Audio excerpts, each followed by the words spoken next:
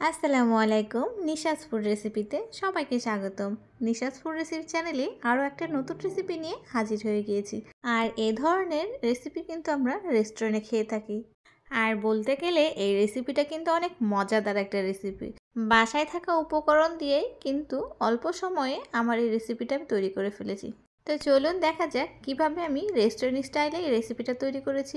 এই রেসিপিতে প্রথমে আমার লাগছে ফুলকপি, আর এই ফুলকপিগুলো কিন্তু আমি এভাবে ছোট ছোট টুকরো করে কেটে নিয়েছি। আর এরপর আমি এখানে কিউব করে কেটে রেখেছি ক্যাপসিকাম, এরপর পেঁয়াজ আর 3টা কাঁচামরিচ স্লাইস করে কেটে রেখেছি। এবার একটা প্যানে আগে থেকে ধুয়ে রাখা ফুলকপিগুলো দিয়ে দিলাম। এটা ভাপিয়ে নিতে হবে এর জন্য। তো এই তো সবগুলো ফুলকপি আমি দিয়ে দিলাম, আর এটাতে এখন পানি দিয়ে দিব। তো পরিমাণ মতো এখানে আমি পানি দিয়ে দিয়েছি। এবার প্যানটা চুলাতে বসিয়ে দিয়েছি আর সামান্য লবণ দিয়ে দিলাম। ফুলকপিগুলো খুব বেশি সেদ্ধ করা যাবে না, হালকা ভাপিয়ে নিতে হবে। ফুলকপিটা ভাপিয়ে নিতে আমার 4 মিনিটের মতো সময় লেগেছে। এবার ফুলকপিগুলো আমি একটা ঝাঁকাতে ঢেলে নিয়েছি, এটা যাতে ভালো করে পানি ঝরে যায়। 10 মিনিটের মতো ওখানে রেখে দিব।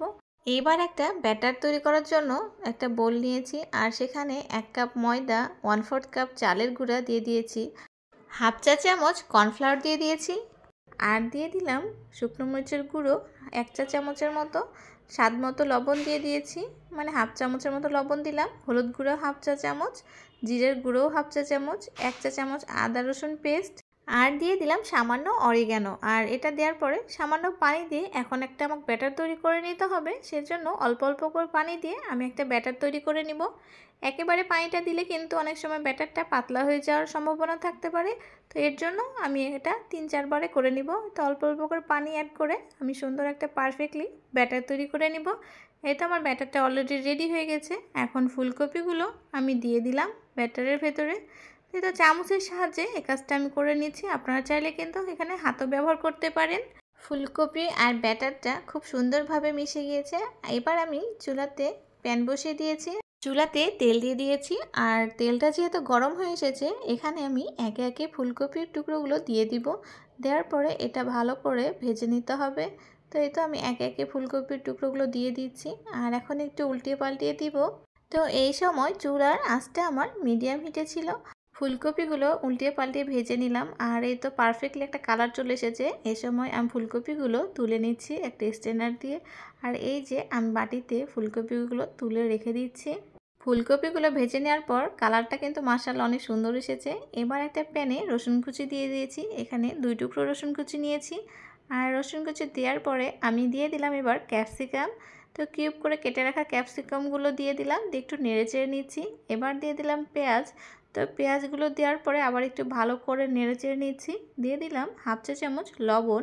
লবণটা দেওয়ার পরে হাফ চা চামচের কম গোলমরিচ গুঁড়া দিয়ে দিলাম। এখানে আমি কালো গোলমরিচ গুঁড়া নিয়েছি, আপনারা চাইলে সাদাটাও ইউজ করতে পারেন। এরপর একটু নেড়ে চেড়ে দিলাম, আর এবার দিয়ে দিলাম 1 টেবিল চামচ সয়া সস। সয়া সসটা দেওয়ার পরে আবারও ভালো করে নেড়ে চেড়ে নিলাম, আর দিয়ে দিলাম tomato sauce 1/3 cup tomato sauce দিয়ে দিয়েছি। টমেটো সসটা দেওয়ার পরে আবারও ভালো করে আমি নেড়ে চেড়ে নিচ্ছি। এ সময় চুলার আঁচটা মিডিয়াম লোতে ছিল। এবার দিয়ে দেব কর্নফ্লাওয়ার। আগে থেকে 2 টেবিল চামচ কর্নফ্লাওয়ার গুলিয়ে রাখা ছিল, সেটাই দিয়ে দিলাম, আর দেওয়ার পর আবার ভালো করে নেড়ে চেড়ে নিচ্ছি। তো এই তো এবার এখানে আমি ভেজে রাখা ফুলকপিগুলো দিয়ে দিব। তো এই তো ফুলকপিগুলো সবগুলোই আমি ঢেলে দিলাম। দেওয়ার পরে ভালো করে আমি নেড়ে চেড়ে মিশিয়ে নিচ্ছি। আর এই কাজটা কিন্তু একটু ভালো করে করে নিতে হবে, যাতে সসটা সুন্দর করে ফুলকপির গায়ে মেখে যায়। পরিবেশনের জন্য আমি একটা হাফ প্লেটে তুলে নিয়েছি, আর উপর দিয়ে একটু সাদা তিল দিয়ে দিয়েছি দেখা সৌন্দর্যের জন্য। তো যাই হোক, এটা আপনারা চাইলে স্কিপ করতে পারেন।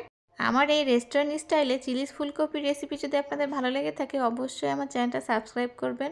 সবাই ভালো থাকবেন, সুস্থ থাকবেন। আল্লাহ হাফেজ।